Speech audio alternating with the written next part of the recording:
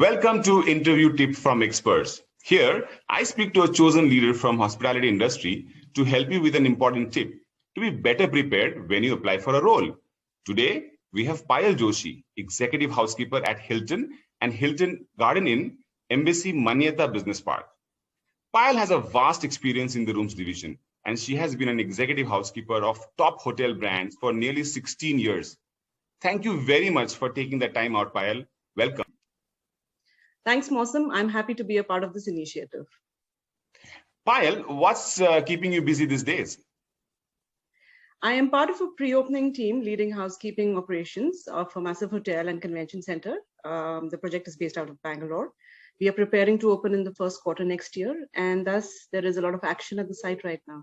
Wow, that's amazing. And I'm excited to ask 3 questions in one. When do you start recruitment? How many associates would you be starting with? And will you be looking at freshers or experienced staff? Well, the leadership team is slowly moving in now. My team will start coming on board from September onwards this year. We will start with a strength of about 50 plus and gradually scale up. So recruitment process will commence in around 2-3 months time from now. We would like to have a good mix of experienced and freshers, boys and girls. After all, they all come with specific qualities, which helps form a very healthy team. Yeah, I'm sure. A lot of your ex-colleagues must have already started to line up with their interest to work with you again. But freshers, why do you need freshers for a brand new product and that's going to just launch? What value will they bring? Well, that's a very good question, Mosam. Freshers actually come with a fresh perspective about everything, and they are keen to explore, learn, experiment. They're sometimes over-enthusiastic and maybe sometimes a little underconfident, but they all can be groomed and honed as per the job requirement. I would look at boys and girls who demonstrate a sense of art and understand aesthetics, have an eye for detail. They may not have the maturity and understanding of an experienced housekeeper, but if they have the enthusiasm and the sense of teamwork and are empathetic towards others, then I think they're probably ready for the challenge. Superb. So freshers, pay attention. There is an opportunity waiting for you. Payal, if you have to select 10 freshers from a bunch of 100 applicants, how would you pick them? Share one tip with us.